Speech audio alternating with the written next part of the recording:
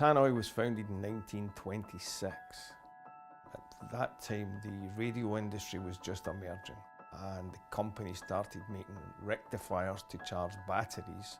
The company developed through the late 20s and early 30s, and then they started making PA equipment, and they got a contract for Bertrand Mills's circus, which was the biggest touring circus in the UK. We then had the outbreak of World War II. By that time, TANNOY had already been supplying a lot of equipment to the Ministry of Defence, so that was picked up on during the war years, where you had a scenario where every airfield, every Royal Navy ship, every tank, every gun battery, you name it, had a TANNOY system in it. The founder of the company, Mr. Fountain, had an eye for a marketing opportunity.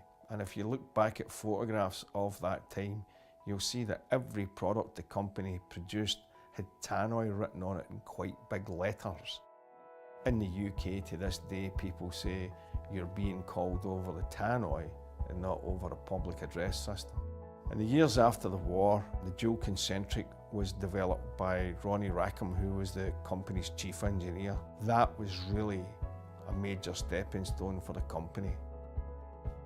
From there, they went on to develop that technology for Decca Records and the BBC, and then from there on, recording studios, which was at the start of the pop boom of the 60s. Just about every major pop song that was recorded in the 60s had TANNOY playback monitors in it somewhere. Quite a lot of high-end studios still have TANNOY studio monitors that were made in the 70s by this time, that would be. In 1976, the company moved from the London area to this site here in Scotland.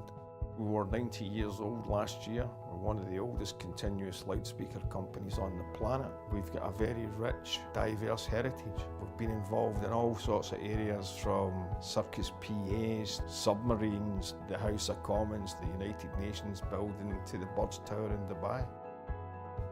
I think that's a great achievement for a small company based in Scotland to have managed to achieve all these things.